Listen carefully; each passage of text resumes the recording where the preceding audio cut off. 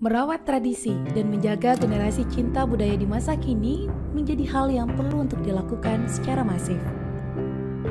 Alasannya, kecanggihan teknologi yang membuat derasnya arus informasi dan masuknya budaya luar bisa memberikan dampak positif dan negatif. Salah satu dampak negatif yang perlu dibendung yakni terkikisnya nilai-nilai tradisi dan budaya di tengah kalangan kaula muda. Karena itulah, penting menjaga tradisi dan budaya agar tetap kokoh dan tak mati termakan oleh zaman. Padepokan Nyai Surti bisa dibilang menjadi salah satu tempat yang terus berkomitmen menjaga nilai budaya dan tradisi di tengah-tengah masyarakat, di tengah-tengah modernisasi saat ini. Padepokan Nyai Surti berada di Dusun Tajung, Desa Mas Kuning Kulon, Kecamatan Pujer, RT 14 RW 4. Padepokan ini merupakan bangunan rumah yang sudah dibangun sejak tahun 1940. Halaman luas di tengah-tengah kebun bambu, lengkap dengan saung-saung zaman dahulu, membawa kita ke masa-masa lampau. Semua yang mengunjungi Padepokan Nyai Surti dibawa pada masa-masa klasik, makan dengan piring seng, memasak dengan tungku, dan bermain dengan ragam permainan baheula. Padepokan Nyai Surti sebetulnya adalah wahana belajar bagi masyarakat, utamanya anak muda yang memiliki sensitivitas atas kebudayaan, dalam hal ini kearifan lokal. Artian di Padepokan Nyai Surti kita upayakan ada keterlibatan masyarakat, anak muda yang sifatnya swadaya, baik itu berupa pikiran, tenaga, atau apapun segala sumber daya yang ada di masyarakat sekitar Padepokan. Itu secara sederhana. Mengenai realisasi atau aktivitas yang kemudian menjadi sesuatu yang dilakukan oleh masyarakat adalah Padepokan hanya menjadi mediator ya, atau fasilitator untuk memfasilitasi segala apa yang memang sudah ada di masyarakat. Hanya saja kita kemudian mendeskripsikan dalam beberapa segmen ya. Salah satu yang kemudian menjadi prinsip di sini adalah revitalisasi nyekar, atau kalau di tradisi masyarakat itu ya ziarah kubur. Ziarah kubur. Selebihnya secara spesifik Padepokan sendiri itu bergerak di sanggar baca dalam hal melestarikan literasi, terus pelestarian permainan tradisional, museum ini megalitik, karena memang Desa Mas Kuning Kulon yang kebetulan merupakan desa atau kawasan yang ditempati Padepokan, juga kita bergerak di ruang itu, sehingga di Padepokan juga ada museum mini megalitik. Itu fungsinya adalah memvisualkan satu kearifan lokal atau segala bentuk tradisi yang ada di sekitar Padepokan, yakni di Desa Mas Kuning Kulon. Kalau penolakan mungkin enggak, hanya saja di awal, karena kita memulainya sejak 2018 ya, sampai sekarang sudah kurang lebih 4 tahun. Ya awal-awal memang proses istilahnya menyambungkan persepsi itu kan tidak mudah, apalagi segmen Padepokan ini kan lebih kepada satu tradisi kebudayaan yang boleh jadi itu sudah tidak umum secara visual hari ini di masyarakat. Oleh karenanya ya tidak kita anggap itu penghalang ya, tetapi kalau bagi saya secara pribadi itu kemudian menjadi motivasi atau tantangan saja, hingga pada hari ini ya menjadi sesuatu yang sudah biasa masyarakat itu ya, kalau awal-awal ya hanya semacam apa istilahnya ya, hanya semacam hanya semacam karena memang nggak paham itu masyarakat, ya sempat dianggap dukun, aliran sesat, itu aja. Kalau sampai ke penolakan enggak. Tak hanya suasana, kita di sana juga diajak untuk nyekar ke makam pembabat desa setiap malam Jumat Legi. Saat nyekar, biasanya tokoh agama, tokoh masyarakat, warga sekitar, hingga anak muda ikut serta. Mereka berdoa bersama dan biasanya diakhiri dengan makan bersama di sekitar makam. Masakan yang dibawa pun merupakan hasil swadaya masyarakat.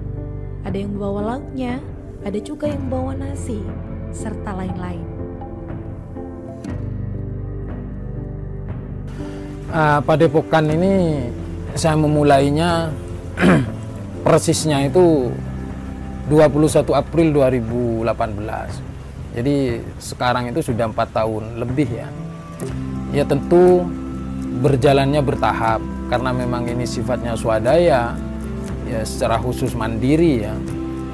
Selebihnya swadaya itu ya memang kita pengembangannya pelan-pelan, karena memang misi saya dari awal itu adalah menyelaraskan antara pengembangan infrastruktur juga termasuk pengembangan persepsi masyarakat untuk selaras, pemahamannya selaras antara misi saya dengan beberapa aktivitas masyarakat yang memang sudah ada, sehingga banyak sekali pendekatan yang kita upayakan. Salah satunya yaitu tadi pendekatan religius, yakni yaitu nyekar makam itu, karena bagaimanapun spirit masyarakat desa utamanya di sekitar Padepokan ya masih sangat religius. Oleh karenanya ruang itu yang kita pilih salah satunya. Untuk arsitektur pendopo di Padepokan ini tahun 1940. Tahun 1940 ya sekarang sudah sekitar 82 tahun. Iya, ini semuanya ya yaitu tadi. Jadi kita bukan, kalau saya sih tidak cukup pas kalau di labeli kolektor, ya bukan ya. Ini semua adalah milik masyarakat karena memang sekali lagi prinsip kita swadaya. Jadi ini semua adalah milik masyarakat yang difungsikan untuk edukasi itu tadi. Divisualkan untuk edukasi, artinya prinsipnya yaitu menjaga tradisi lama yang relevan dan mengambil sesuatu yang baru yang lebih relevan gitu. Kalau pada wilayah itu ya, karena memang sudah peradabannya, sebetulnya kita tidak cukup bisa kemudian memanajemen seserius mungkin ya. Dari apa yang saya alami, mestinya memang kita itu melebur bersama mereka. Nggak bisa kita kalau pakai pendekatan secara secara formal gitu. Jadi memang di Padepokan itu tidak sekedar masuk secara serius pada soal melestarikan permainan tradisional, mengharuskan, menjadwal dan sebagainya, tidak. Tetapi sekali lagi Padepokan ini adalah wahana, kita memberikan kebebasan bagi anak-anak di sekitar Padepokan. Hanya saja kita, ya termasuk saya, masuk kepada ruang mereka itu tidak semerta-merta, tetapi memang harus melakukan pendekatan sebagaimana nyamannya mereka. Dan dari apa yang saya alami, pada akhirnya mereka itu akan bisa memilah sendiri kapan waktunya bermain permainan-permainan yang sudah modern kayak game dan sebagainya. Ya pada akhirnya mereka juga akan tetap merawat permainan yang memang menjadi budaya desa, permainan mereka kayak main kelereng, kayak main cetolan lah istilahnya, atau permainan-permainan tradisional yang lain. Jadi kita tidak pernah memformulkan harus ini waktunya, harus berapa jam durasinya, tidak. Tetapi secara alamiah mereka akan tersadar dengan sendirinya bahwa ya memang inilah permainan kita gitu. Jadi begitu.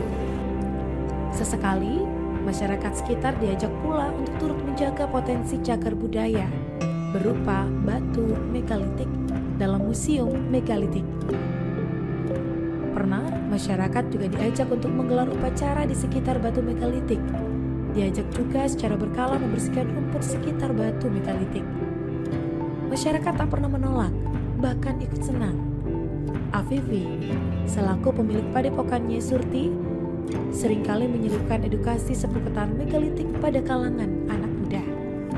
Tak jarang pula, beberapa mahasiswa dari luar kota datang untuk melihat langsung dan mempelajari langsung batu megalitik di kawasan tersebut. Pemilik padepokan Nyai Surti juga membuat ruang-ruang teras yang dilengkapi dengan puluhan judul buku. Di ruang teras ini, tak hanya warga sekitar, namun juga ada berbagai tokoh lintas sektor, bahkan lintas agama, datang secara berkala, berdiskusi tentang keragaman budaya, agama, dan suku. Ya, secara prinsip itu kan kebudayaan adalah ruang interaksi sosial ya. Secara substansi, kebudayaan itu adalah memberikan ruang seluas-luasnya untuk memberikan satu interaksi antar masyarakat, ya baik itu lintas agama, lintas budaya, dan semacamnya. Goalnya ya soal kerukunan itu. Makanya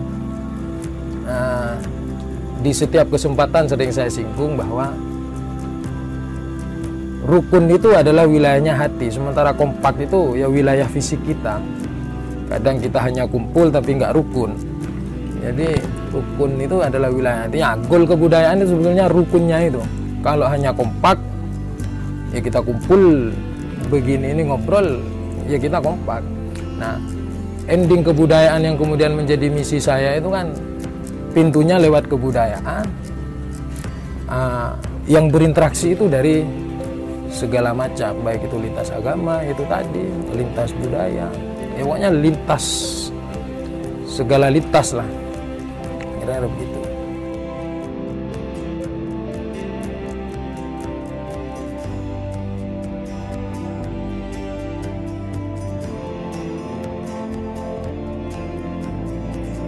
Secara prinsip sebetulnya masyarakat desa itu sudah memiliki daya masing-masing. Hanya saja fungsi padepokan adalah memberikan satu share bahwa kita mesti mengapresiasi segala daya itu. Makanya perlu kesadaran di setiap masyarakat bahwa kita ini mesti optimis atas segala daya, dan seluruh daya itu oleh padepokan diupayakan untuk diakomodir agar kemudian menjadi satu efek kepada sekitar untuk memberikan satu inspirasi. Maka sering saya sampaikan dalam setiap kesempatan bahwa ya, masyarakat desa itu sudah sangat berdaya, hanya tinggal kita memanfaatkan atau mengakomodir daya itu menjadi satu kekuatan yang mampu memberikan motivasi kepada yang lain. Dan sekali lagi, kunci pendekatan dari seluruh daya itu adalah kebudayaan, sehingga itulah yang kemudian menjadi misi praktis dan misi prinsip dari Padepokan Nyai Surti itu sendiri. Terima kasih.